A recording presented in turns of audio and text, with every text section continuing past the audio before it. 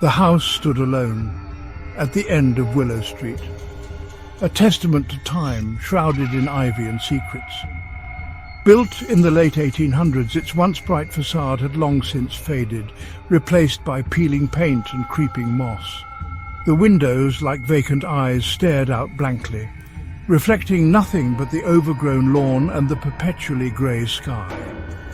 Locals whispered tales of its troubled past, each story more chilling than the last. The Ruskin family, oblivious to the whispers and warnings, had purchased the house at a steal. They saw not a haunted house, but a fixer-upper, a chance to create a home filled with laughter and light. They were a young couple, full of life and hope, ready to write their own story within the home's aging walls. They did not believe in ghosts. They would soon learn. From the moment they crossed the threshold, a palpable unease settled over them. It was as if the very air inside the house was charged with a sinister energy, an invisible force that seemed to press down on their shoulders, making each step feel heavier than the last. The air hung heavy, thick with the scent of damp earth and something else, something indefinable yet undeniably unsettling. It was a smell that seemed to cling to their clothes and linger in their nostrils, a constant reminder of the house's oppressive atmosphere.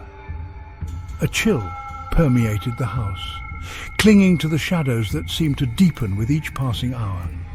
The temperature seemed to drop inexplicably, and no amount of blankets or warm clothing could chase away the bone-deep cold that settled into their very bones. Footsteps echoed in the dead of night, heavy and deliberate, ascending the creaking staircase but leading to no one.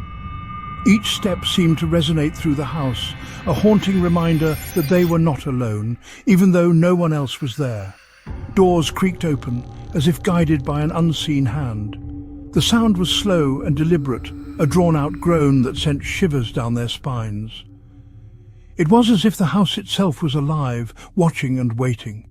Objects moved, disappearing from one spot only to reappear in another, as if placed there by some unseen force.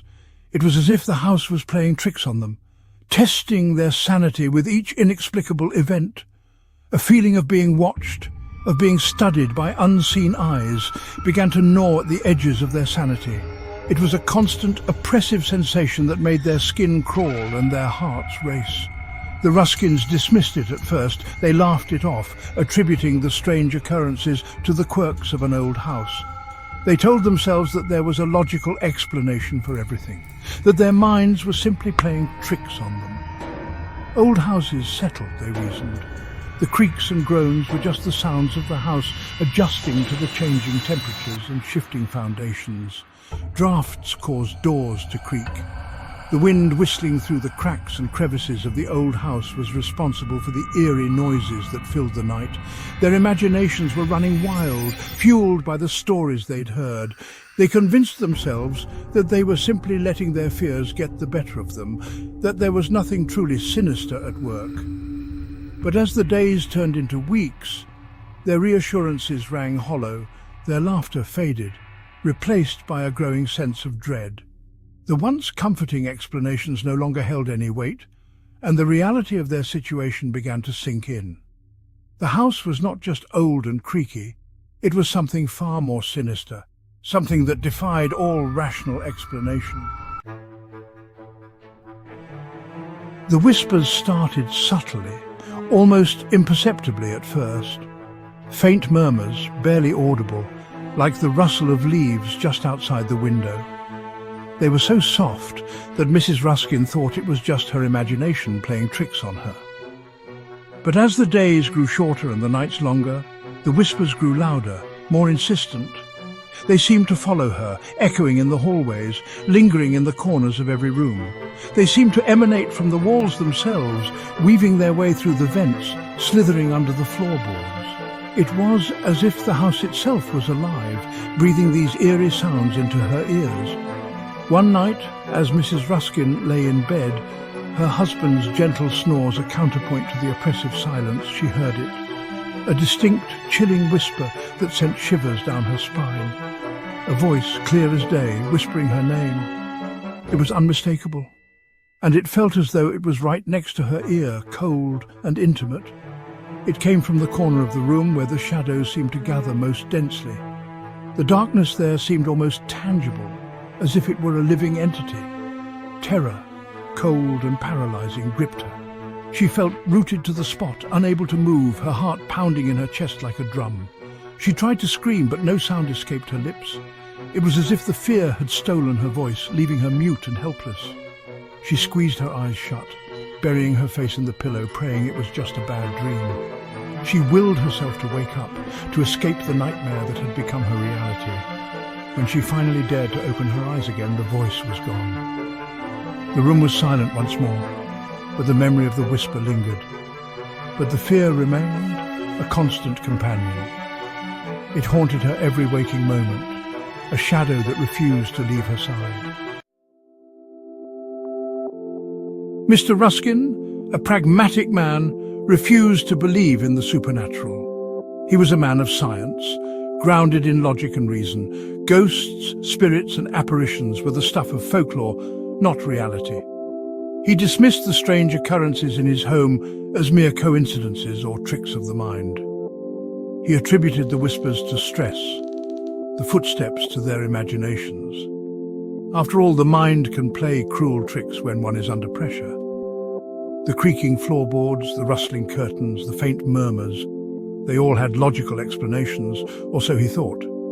But even he couldn't explain the figure at the window. It was an anomaly that defied his rational mind. A shadowy silhouette that seemed to materialize out of thin air, challenging his skepticism. It appeared one night, a fleeting glimpse of a man silhouetted against the pale moonlight. The figure was eerily still, as if it were a part of the night itself, blending seamlessly with the darkness. Tall and gaunt, with long bony fingers that seemed to tap against the glass. The sound was almost rhythmic, like a morbid lullaby that sent shivers down his spine. It was as if the figure was trying to communicate, to send a message from beyond. His face was obscured by the darkness, but his eyes, two burning embers, stared directly at Mr. Ruskin. Those eyes were not just looking, they were piercing through him as if they could see into his very soul. The intensity of the gaze was unnerving, almost paralyzing. For a moment, their gazes locked, and an icy dread washed over Mr. Ruskin. It was a feeling he had never experienced before, a primal fear that gripped his heart and refused to let go. He felt exposed, vulnerable, as if the figure knew his deepest fears and darkest secrets. Then, as quickly as it had appeared, the figure vanished. It was as if it had never been there, leaving behind only questions and a lingering sense of unease. The room felt colder, the air heavier, as if the presence had left a mark on the very fabric of reality. He rushed to the window, flinging it open, but there was no one there. The night was silent, the street empty. He leaned out, searching for any sign of the intruder, but found nothing. It was as if the figure had dissolved into the night.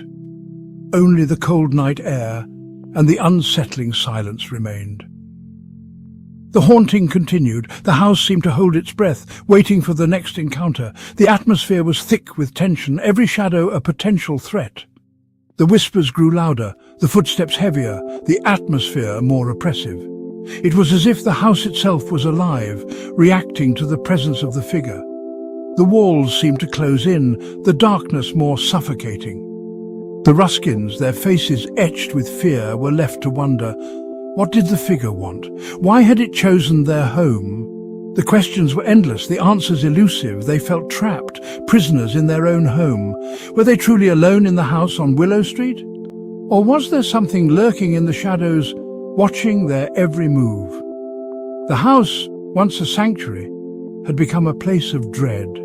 Or were they sharing their home with something sinister, something that refused to be ignored? The figure at the window was just the beginning. The true horror was yet to come.